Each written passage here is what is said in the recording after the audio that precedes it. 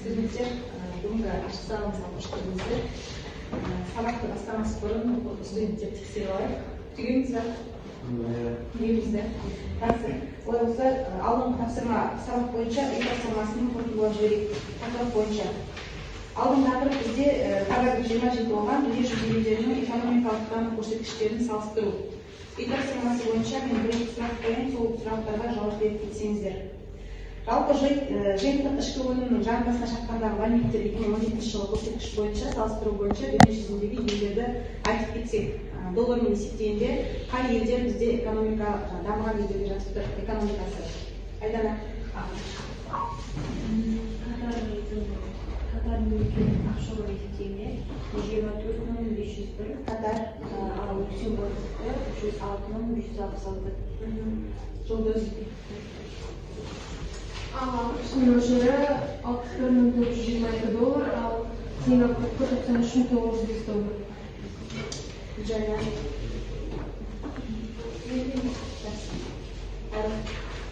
Біріккен Араб Емірлерінің шегі $741, ал Кувейттің мөлшері ақш-ы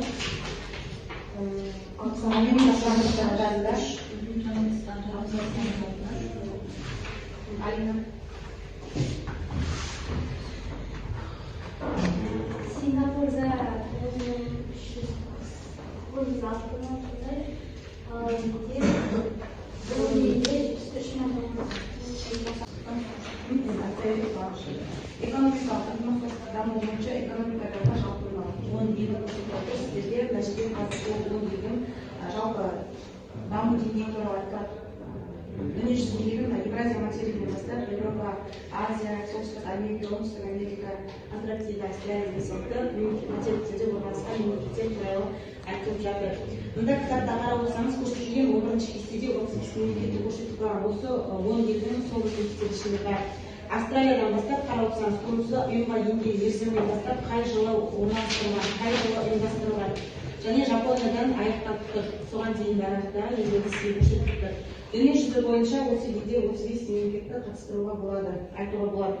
Жалпы дамыған елдердегі бұл барлық алғы шарттар ең алғаш қойылған көріп тұрсаңыз, әлемдегі экономикадағы бәсекеге қабілетті елдер тізімі доллармен, жалпы экономикадағы нарықтағы байланыс бір-бірімен елдердің дүниежүзі арасындағы елдердің бір-бірімен байланысын көрсете алады. Дамудың алғы шарттары сіздердің қолыңызда қағазда көрсетілген. Кесте схемада көрсетіліп тұр. Жалпы сол схема бойынша қарап отырсаңыз, экономиканың нарықтағы жолымен дамуы алғы шарттар бойынша көрсетілген. Кітапта да бар, соңғы қарап отырсам, кітапта көрсетіліп тұр. Қарасаңыз болады. Жетілген заңдардың болуы, қызмет көрсету саласының басымдылығы, қоғамда демократиялық принциптердің қалыптасуы, ұзақ уақыт тәуелсіздіктің дамуы, әлеуметтік базаның жоғары дамуы және экономикалық әлеуметтік даму болып саяси жүйеде көрсетілген. Жалпы осы Ресей географтары дүниежүзі бойынша елдерді үш топқа бөліп қарастырған. Экономикасы дамыған елдер және өтпелі елдер және дамушы елдерді үш топқа бөліп қарастырамыз. Бұл жерде сіздер біліп отырсыз, дамыған елдерге өзіңіз дүниежүзі бойынша барлық жағынан экономикасы алға қарай дамып шығып жатқан, мысалы көп жерлерде машина шығару, электроника шығаруды, одан басқа неше елдер дүниежүзі бойынша электронды гаджеттер шығарады. Дүниежүзі бойынша мысалы Жапония, Қытай, Германия деген сияқты мемлекеттер алдыңғы қатарда келе жатыр ғой. Сол бойынша солардың мына жерде үлесі бойынша айтылған. Сосын ғылыми техникалық революция заманында жалпы шаруашылық кезеңінде бұлар өзіңіз қарап отырсаңыз дамыған мемлекеттер, дамушы мемлекеттер және дамымай қалған мемлекеттерді үш топқа бөліп айтқан.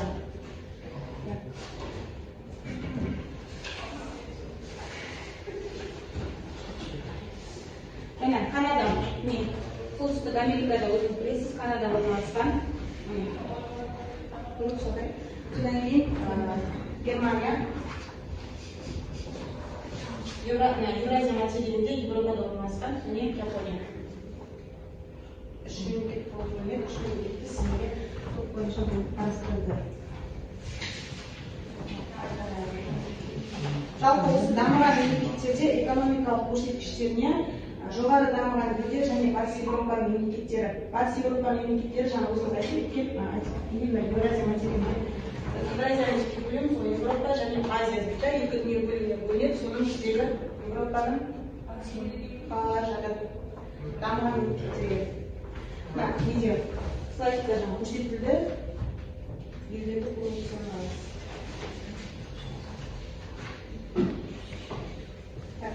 Үш топқа бөлініп, топ бойынша еңбек жұмыс жасайды. Тапсырмаларды. Алдарыңызға қағаз берілді.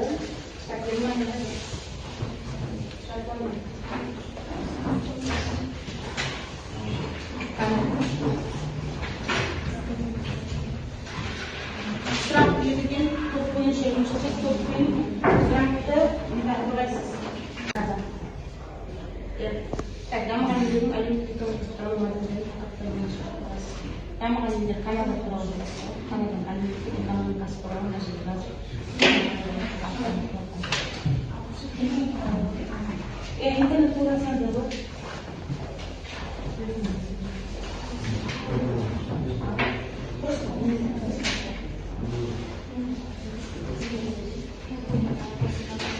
Қолыңызда қағаздан да басыңыз бар. Елдер көрсетіледі. Онымен уақыт беріліп,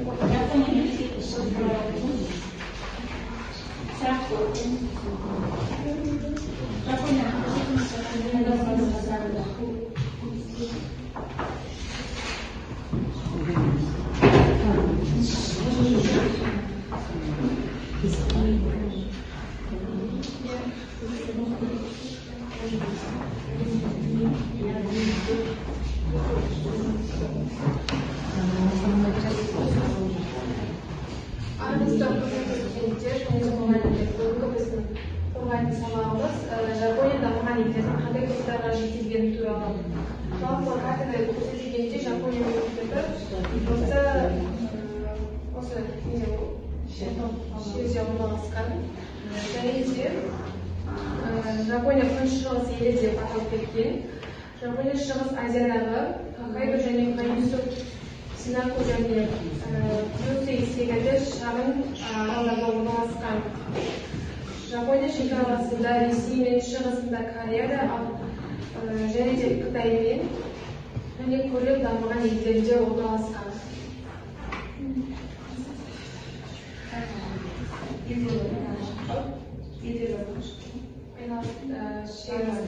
Дамыған елдер Корея, Ресей,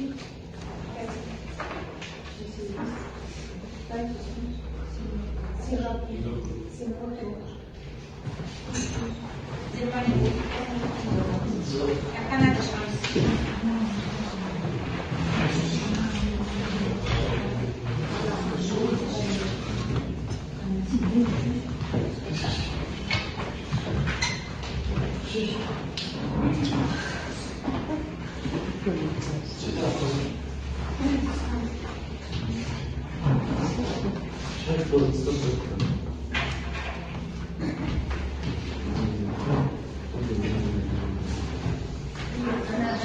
дамыған елдердің әлеуметтік экономикалық даму мәселелерін тақырыптарын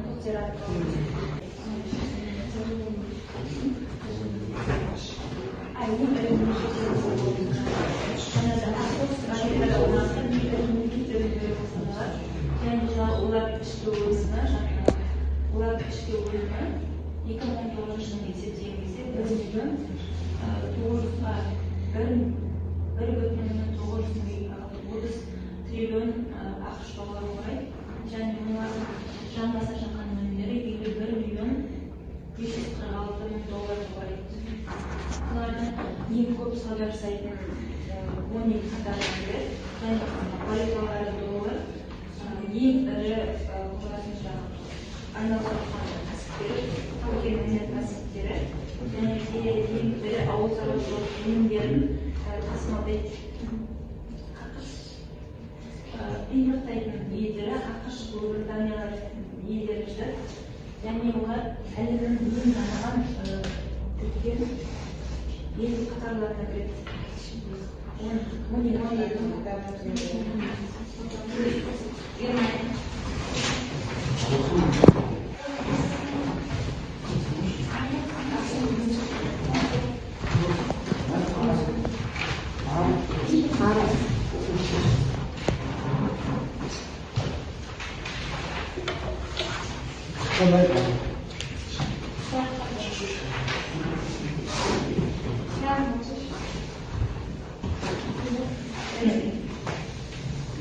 Германия дамыған елдердің жалпы сипаттамасын, шаруашылық ерекшеліктерін арқылы көрсетеміз.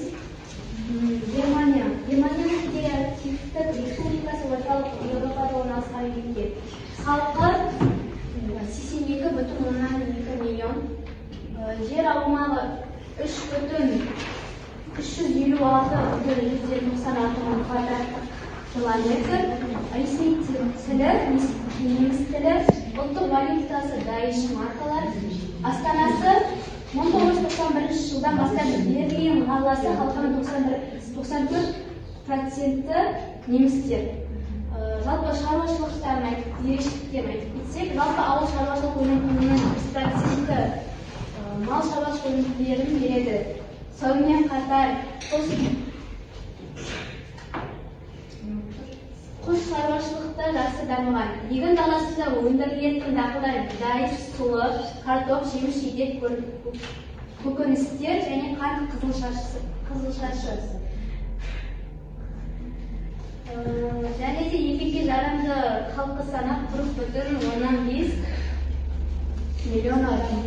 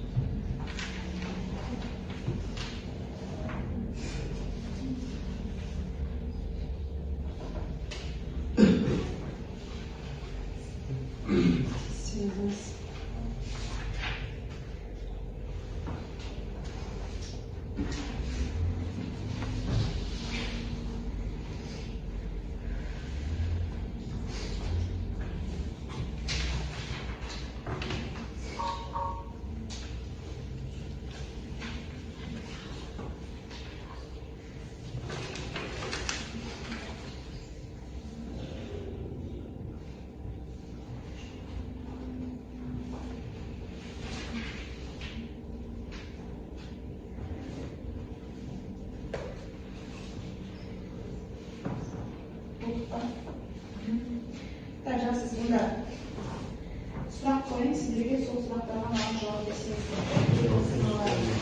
Бірінші сұрақ, жалпы қазіргі кезде дамыған елдер экономикасының басты қозғаушы күші не болып табылады? Ғылыми техникалық прогресс. Ғылыми техникалық прогресс. Ірі қаржы орталықтары қайда? Қай қалада? Лондон, Чикаго, Токио, Дамыған елдердің топтары қалай бөлінеді? Дамыған елдердің топтары қалай бөлінеді? Үшінші сұрақ. Қалай бөлінеді? ақш, канада, германия, франция, италия. Бұлар қай неге жатады? Жоғары дамыған елдер, Еуропаның жоғары дамыған елдері отыр. Халықаралық валюта қоры экономикасы деген елдер қай мемлекеттер жатырмыз? Гүлжәмил. Сингапур. Гүл өсіруші мемлекет.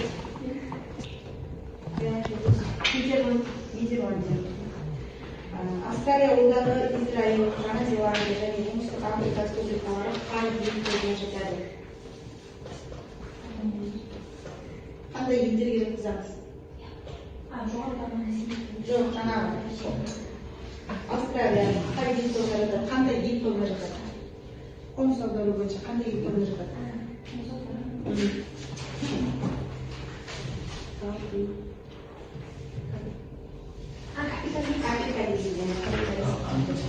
Либералды модель қай кезеңде пайда болды? Гүлжәмил. Америка құрама штаттарында 20-шы ғасырда пайда болды. Тапсырма орындап болса, кері байланыс жасаңыздар, рефлексия, бұл жақтан сүйіңіздер, мына қағазды жазып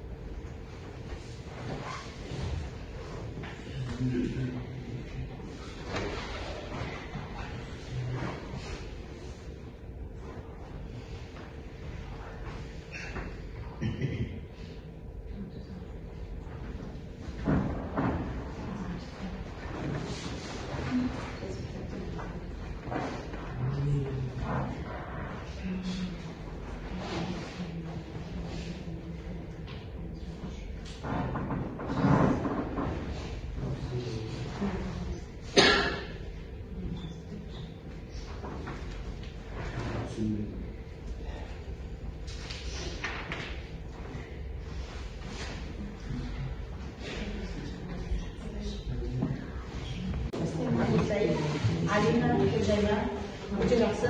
Және Айдана. Жақсы, жарайсың. Ағыл, жақсы қатыстау. Жақсы, қодай бар.